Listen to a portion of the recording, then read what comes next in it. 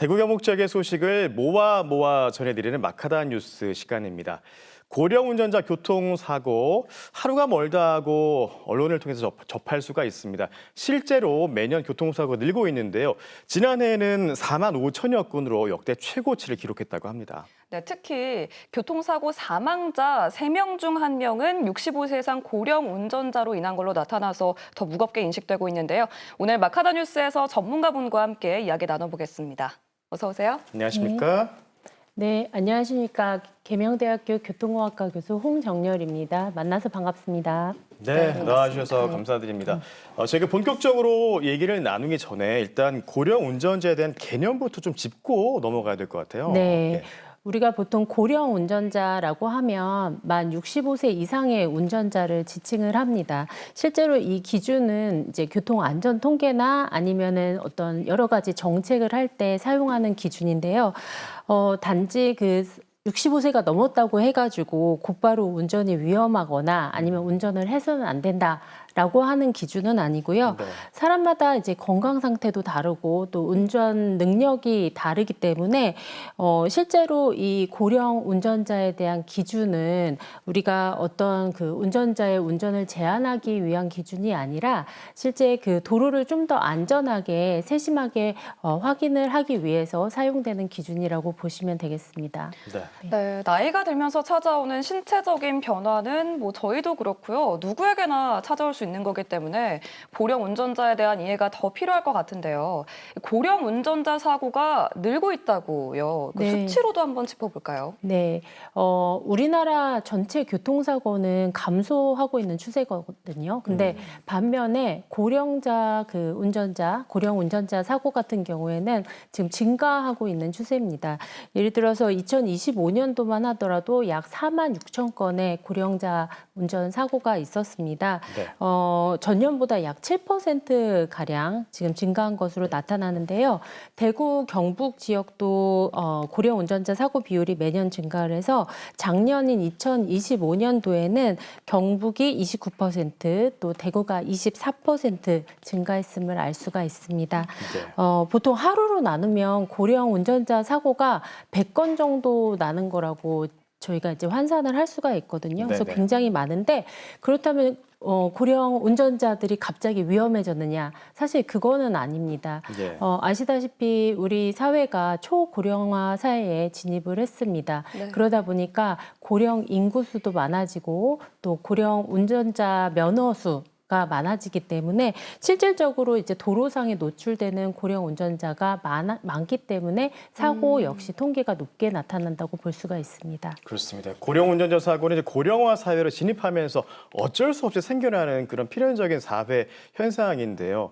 저희가 뉴스로 일단 가장 많이 접하는 유형은 악셀과 브레이크를 혼동해서 이제 일어나는 사고들이 많은데 실제로 어떤 유형이 제일 많이 발생합니까? 네, 말씀하신 것처럼 대부분의 이제 사람들이 고령 운전자 사고라고 하면 페달, 네네. 오두작 사고를 생각을 하시는데 물론 그것도 중요한 사고 원인이 될 수 있지만 굉장히 다양한 형태로 나타납니다. 예를 들어서 교차로에서 우회전 또는 좌회전 할 때 사고라든지 아니면 중앙선 침범 사고 또 보행자와 이륜 자동차 즉 우리가 일반적으로 말하는 오토바이와의 충돌 사고 또 주차장 사고 이런 것들이 많이 발생을 하는데요. 네.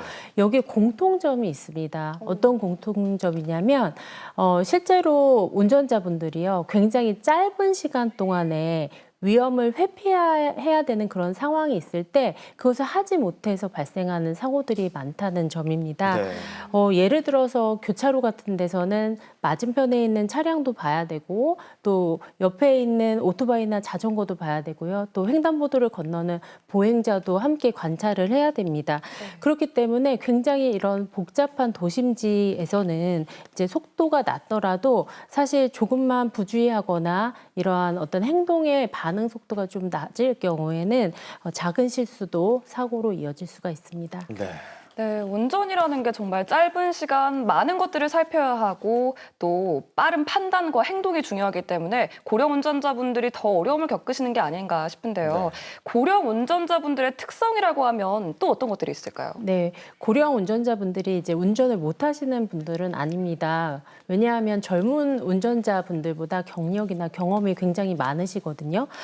문제는 이러한 경험이 아니고요. 바로 이제 신체 그리고 인지 기능의 변화라고 보시면 됩니다. 네네. 우리가 나이가 들면 아무래도 좀 시야가 약해지고 또 어떠한 그 위험 상황이 닥쳤을 때 그 대처하는 그런 시간이 굉장히 길어지게 됩니다. 저희가 이것을 인지 반응 시간이라고 얘기를 하는데요.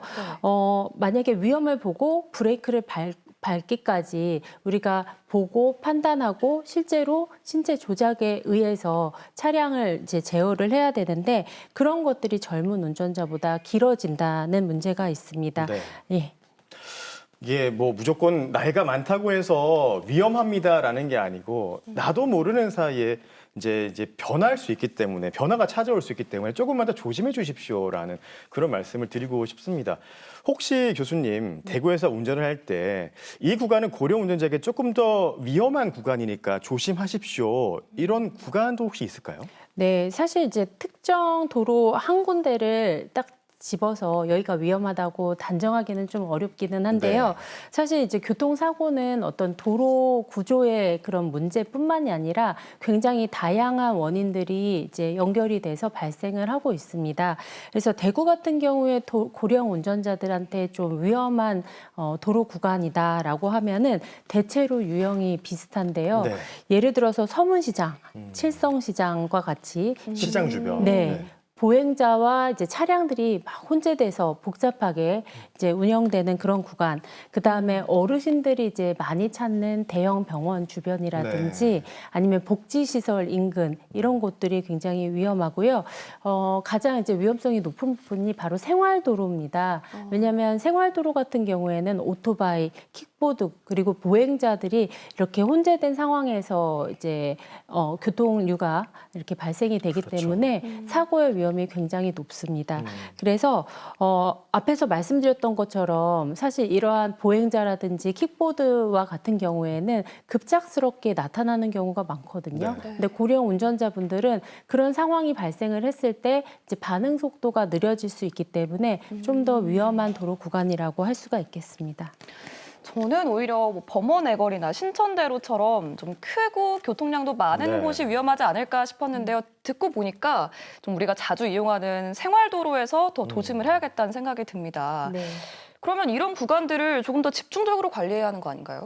네, 맞습니다. 그래서 고령 운전자 집중 관리 구역이라고 있습니다. 예. 그래서 보통 고령 인구가 많은 곳, 즉 고령 보행자, 고령 운전자가 많이 다니는 곳에 이제 세심하게 관리하는 그런 개념이거든요. 네. 그래서 예를 들어서 서문시장 주변을 좀 생각을 해보면 왜 짐을 들고 다니시는 고령자분들도 많으시고요. 네. 실제 잠깐 상하차를 위해서 정차한 차량들도 굉장히 많죠. 그래서 이런 곳 위주로, 그러니까 대구시 같은 경우에는 현재 공원이라든지 그다음에 전통시장, 또 병원 주변, 주요 교차로 이렇게 위주로 해가지고 집중 관리를 하고 있습니다. 네. 그래서 보통 보행 신호 시간을 연장을 한다든지 그 안전 시설을 좀 개선하는데 포커스를 맞추고 있다라고 보시면 되겠습니다. 네. 이런 정책과 더불어서 이제 계속해서 고령 운전자 교통사고 늘고 있다 보니까 이제 면허를 반납하는 네. 그런 제도가 또 이제 이슈가 되고 있는데 면허 반납 제도는 어떤 건가요? 네, 면허 반납 제도 같은 경우에는 지자체가 운전자의 어떤 연령이 이상이 되면은 실제 그 면허를 반납하도록 이제 유도를 하고 그에 따라서 인센티브를 제공하는 강제성은 있는 건가요? 강제성은 없습니다. 없고요. 이거는 네. 운전자 자발성에 의해서 하는 거고요. 네. 실제로 이제 대구시 같은 경우에는 만 65세 이상 운전자분들이 대상이 되고 일회성으로 10만 원의 그 대구로페이 선불 카드를 이렇게 지급해 주는 형태로 운영이 되고 있습니다. 네. 그래서 이제 만약에 본인이 신청서하고 운전면허증을 가지고 그 집 근처에 있는 행복복지센터라든지 아니면 경찰서 또 운전면허 시험장 이런 데를 방문을 하셔가지고 예. 신청하실 수도 있습니다. 근데 이 제도는 이제 단순히 더 이상 운전하지 마세요라고 얘기하는 것이 아니고요. 이제 가족들하고 같이 내가 운전을 해도 괜찮을까? 야간에 운전을 해도 이상이 없을까? 네. 아니면 면허증을 반납을 해서 차가 없는 상태에서 나의 생활이 가능할 것인지 이런 것들을 한 번쯤 생각해보는 계기가 될 수 있는 그런 제도라고 할 수 있겠습니다. 네. 네, 방금 이제 자발적인 거라고 말씀을 하셨지만 사실 이 제도가 정말 반납으로 많이 이어질까에 대한 우려의 시각도 있습니다. 네. 뭐 운전을 현실적으로 계속 하셔야 하는 분들도 계실 거고요. 교수님께서는 이 제도의 실효성을 어떻게 보실까요? 네, 사실 면허 반납 제도는 필요한 제도이기는 한데요. 실질적으로 봤을 때 현실에선 좀 어려운 점들이 네. 있습니다. 먼저 첫 번째는 도심에 계시는 분들 같은 경우에는 대중교통이라든지 여러 가지 대체 수단의 접근성이 좋습니다. 그렇지만 이제 농촌 지역이나 외곽 지역에 있는 분들은 사실 대중교통 서비스가 이제 잘 제공이 되지 않습니다. 그래서 특히 이제 경북 지역 같은 경우에는 버스 배차 시간이 한두 시간 정도 되는 경우도 있고요. 네. 또 하루에 버스가 몇 번 다니지 않거나 택시 운영이 불가능한 그런 지역들도 있거든요. 그래서 그런 경우에는 뭐 병원을 간다던가 네. 아니면 장보기를 해야 된다던가 이런 부분에 있어서 굉장히 이제 제약이 되는 그런 사항들이 있습니다. 네. 그리고 또 한 가지는 생업과 관련된 그렇죠. 분들, 운전이 생업이신 분들 경우에는 특히 저희가 이제 조사를 해보면 화물차나 택시 운전자분들이 고령층들이 되게 많으시거든요. 네. 근데 이분들한테 면허를 반납하라고 이제 권유를 하는 것은 소득과 관련이 되어 있기 네. 때문에 사실 현실성이 부족하다라고 얘기할 수 있겠습니다. 예, 참 얘기를 듣고 보니까 더 어렵습니다. 생계가 달려 있다거나 대중교통 취약 지역에 계신 분들에게 무조건 운전하지 마십시오라고 강제할 수도 없는 노릇이고요. 네. 조금 더 이제 높이기 위해서 면허 반납을 높이기 위해서 지금 회당 10만 원 정도 네. 상품권 주는 게 다잖아요. 네네, 이거 맞습니다. 좀 확대하면 안 됩니까? 그런 부분들에 대해서는 네. 이제 여러 가지 정책적인 이슈들도 있고 사실 지자체마다 이 금액이라든지 지급하는 횟수 같은 것들이 조금씩 다릅니다. 네. 그래서 아마 지자체의 그런 상황들 또 고령 운전자 수에 따라서도 좀 달라질 수도 있을 것 같습니다. 예. 네, 단순히 사고가 날 수 있으니까 면허를 반납하세요 해서 그치는 게 아니라 면허 반납 이후에 이동을 어떻게 할 것인가 뭐 이런 부분도 좀 대안이 마련되어야 할 것 네. 같습니다. 그런데 또 최근에는 페달 오조작 방지 장치를 무상으로 지원하는 정책도 있다고 하더라고요. 뭐 이런 장치를 달면 확실히 교통사고가 줄지 않을까 싶은데요. 네, 맞습니다. 교통사고를 예방할 수 있는 그런 장치이긴 합니다. 근데 이것은 그냥 오 작동에 대한 페달 오 작동에 대한 것을 이제 예방하는 차원이고요. 네. 이제 만능은 아닌 것이죠.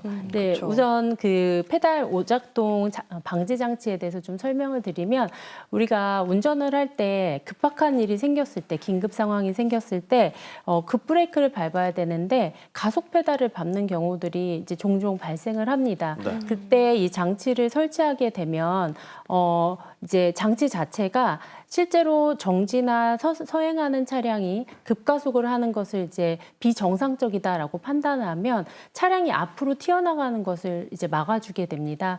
그래서 이제 사고 예방에는 굉장히 좋고 시범 사업에서도 굉장히 효율성이 좋은 것으로 나타나기는 했습니다. 네. 근데 문제는 사고가 이것만 있는 것이 아니고요. 네. 여러 가지 유형의 사고가 있기 때문에 이런 장치와 함께 교육이라든지 면허 관리, 뭐 도로 환경의 개선 같이 이루어져야지 효율적이라고 할 수 있겠습니다. 네. 고령화 시대 고령 운전자 문제 우리 모두가 좀 고민하고 또 풀어 나가야 할 문제가 아닌가 싶습니다. 오늘 교수님 좋은 말씀 잘 들었습니다. 고맙습니다. 네, 고맙습니다. 감사합니다.